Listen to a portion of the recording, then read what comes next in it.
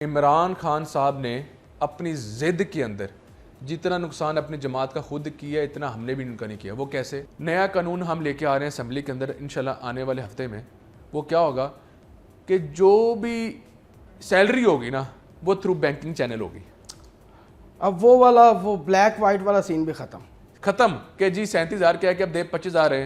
Bank का जो record है वो बता देगा कि ये जी 25,000 दे रहा है, ये मुजरिम है। अब मुझे सिफारिशें करने का फायदा कोई नहीं। ये भी है, ठीक है जी, थ्रू बैंक होगा अब थ्रू बैंकिंग इंशाल्लाह ताला। ये है मरियम नवाज साहब का पंजाब। अच्छा, ये जो रजिस्ट्रेशन है कब से स्टार्ट हो रही है? नहीं, it should be started very soon. अच्छा, और उसे क्योंकि अब हमें कैबिनेट में जा रहे हैं, कैबिनेट के बाद हम असेंबली में जा रहे हैं, तो थोड़ा टाइम लगेगा, लेकिन वेरी सून, मगर महीना नहीं तो 1.5 महीना लग जाएगा इंशाल्लाह ताला। क्योंकि सारी सी बात है, पंजाब के सरकारी इदारों के हवाले से देखा जाए तो बहुत ज़्यादा लोगों के माइंड में ये है कि यहाँ पैसे दे के काम होता है, ठीक है। और यहाँ करप्शन के हवाले से भी कहते हैं जी कि सबसे ज़्यादा, क्योंकि पिछली गवर्नमेंट की बात करें तो बड़ा मशहूर नाम है फराग गोगी, तो ब्यूरोक्रेसी चली है। तो यहाँ अब भी ऐसे हो रहा है या अब चीज़ें बेहतर हुई हैं? कॉन्सेप्ट ही नहीं है यहाँ पर, ठीक है जी। यहाँ पर जो सच्ची बात है कि हर चीज़ मेरिट पे अल्हम्दुलिल्लाह हो रही है। आपको सबसे बड़ी मिसाल आपके सामने वो क्या है, ये जो अपनी चीज़ें बोली बहुत छोटी हैं।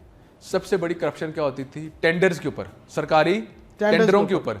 वो क्या होता जी, मिनिस्टर साहब, MP साहब, वो आपका ठेका आ रहा है, उस सर मुझे दे दें, सर आपकी मेहरबानी।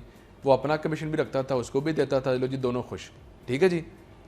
ई टेंडरिंग, मरियम नवाज साहिबा ने ये जिगरा दिखाया, ये हौसला किया है कि उन्होंने कहा है कि ई टेंडरिंग होगा पूरे पंजाब पे। MPs नाराज़ हो जाएं, MNA नाराज़ हो जाएं, आई डोंट केयर, ऑनलाइन बैठ के आप अपना टेंडरिंग लेंगे।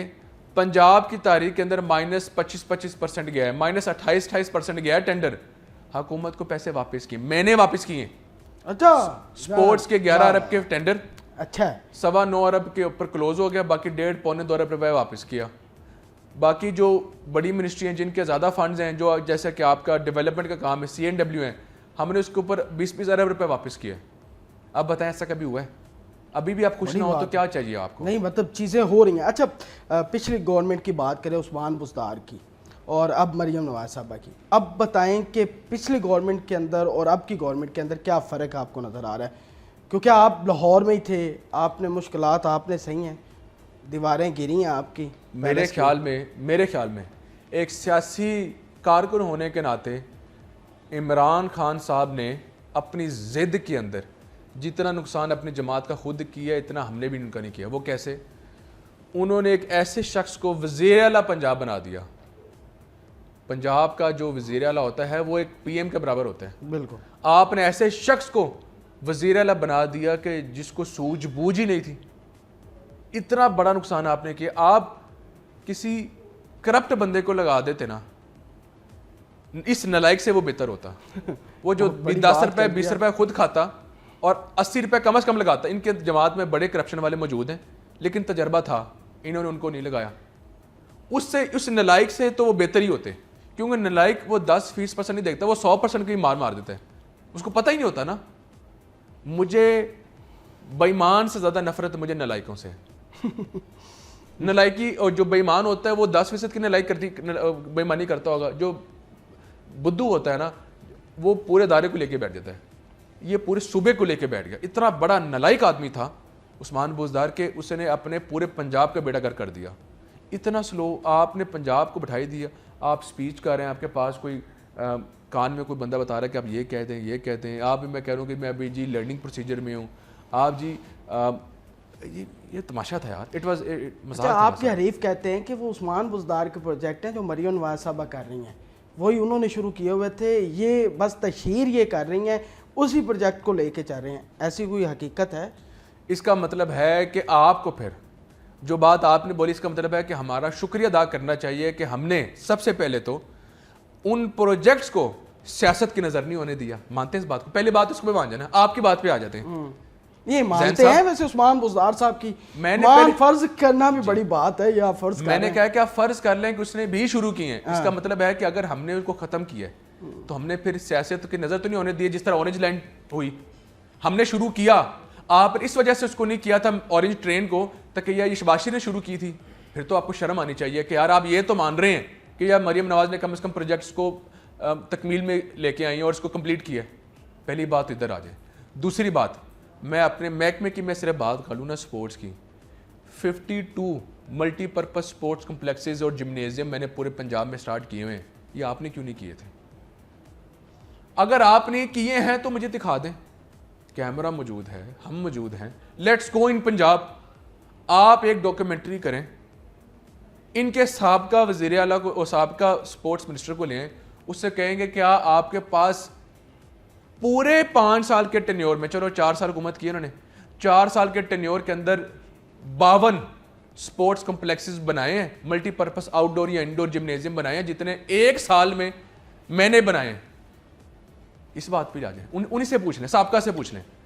ये अल्लाह को जान देनी है इन्होंने, ये खुदारा कि ये 52 दूर की बात है, 2 नहीं शायद इन्होंने बनाए होंगे। इन्होंने जो शबाज शरीफ साहब ने बनाए थे वो खंडरात का मंजर पेश कर रहे हैं। आए दिन में टीवी भी देखता था कि जी स्पोर्ट्समैन मर गए, स्पोर्ट्समैन ख़त्म हो गए। मैंने स्पोर्ट्स एंडाउमेंट फंड से उनके वजीफे स्टार्ट किए इस हफ्ते। अच्छा, वजीफे स्टार्ट हो गए हैं। पंजाब की तारीख के अंदर मैं चैलेंज करता हूँ कि पंजाब की तारीख के अंदर, बल्कि शायद पाकिस्तान की तारीख के अंदर कभी वजीफे नहीं लगे थे स्पोर्ट्समैन के, हुकूमती लेवल पे। प्राइवेट लेवल पे लगते रहे, क्लब्स देते हैं, सरकारी लेवल पे सैकड़ों बंदों को अब चेक्स जा रहे हैं महाना, 30,000 सिल्वर, 50,000 गोल्डन, प्लैटिनम 70,000। 70,000 सर बड़ी अमाउंट होती है, बड़ी अमाउंट है, नो कि डाउट। तुसी खेडो ते पैसे लवो, अच्छा परफॉर्म करो। मतलब चीज़ें बेहतर हो रही हैं सर, और क्या चाहिए? आप लेबर की बात करें, उसमें कोशिश कर रहे हैं। आने वाले दिन 1 मई जब आती थी ना, एक फंक्शन होता था 300 बंदों का, लो जी अब अपने अपने घर, बिल्कुल। लेबर को जी लेबर डे ऐसे बनाया जाता था। इस बार भी लेबर डे देख लेना आप कि हम प्रोजेक्ट्स क्या लेके आते हैं। इंशाल्लाह अल्लाह ताला ने चाहा तो 1 मई को हम बेशतर प्रोजेक्ट्स की इनॉग्रेशन करेंगे इंशाल्लाह। बिल्कुल आपके सामने बैठा हूँ। एक केस था नेस्ले का, मैं नाम ले रहा हूँ, और उस केस के अंदर वो मज़दूर जो है वो ख़ुदकुशी कर लेता है और बाद में उस पर चीज़ें भी चलती हैं। इसको एक लेफ़्ट की जमात लेके चलती है, लेकिन जो उसको मिलना चाहिए तो उसकी फैमिली को उन्होंने लेके दिया। आपको नहीं लगता बड़ी मल्टीनेशनल कंपनीज़ के अंदर, फैक्ट्रीज़ के अंदर ऐसे मसाइल होते हैं कि उनको देखना चाहिए? मैं जैन भी आपको हकीकत के अंदर ना कुछ थोड़ा सा ब्रीफ करता हूँ। एज ए मिनिस्टर जो मुझे पता चली, पहले नहीं पता थी, वो ये है कि बड़ी मल्टीनेशनल कंपनीज से ज़्यादा जो हालात बुरे हैं वो छोटी कंपनीज़ के हैं, क्योंकि उनको एक्सपोर्ट करने के लिए भी वो जो इंटरनेशनल लॉज उन पर पूरा उतारना पड़ता है। वहाँ पर हैं ऐसे हालात, आप ठीक कह रहे हैं, लेकिन वो कम है। मुझे एक आम आदमी की तरह नहीं पता चलना था। मैं मिनिस्टर बना हूँ, मैंने एक जगह जाके खुद देखा, हालात ज़्यादा ख़राब है निचले लेवल पे, जो कि रजिस्टर नहीं करते। सिलेंडर की दुकानें तो उसी तरह सिलेंडर बाहर पड़े हुए हैं जी, वो बम फट जाता है, बंदा मर जाता है, कोई पूछने वाला नहीं है। मैंने सोचा जी इसको 50 लाख की, इसके 10 लाख की इसकी इमदाद करूँ। हम 8 लाख रुपये डेथ ग्रांट दे सकते हैं। हम जी उनकी अगर इमदाद करना चाहते थे तो जैन साहब क्यों नहीं कर पाते थे? हम टीम को भेजते तो वो कहते थे सर हम इनकी इमदाद नहीं कर सकते क्योंकि रजिस्टर्ड ही नहीं है। अब बताएं मैं किधर खड़ा हूँ? आप अपने आप को रजिस्टर्ड नहीं करवाएंगे तो मैं आपकी इमदाद कैसे करूँगा? एक अनरजिस्टर्ड बंदे को तो मैं इमदाद नहीं कर सकता ना। फिर कहेंगे कि जी मिनिस्टर हैं फिर भी इमदाद नहीं कर सकते।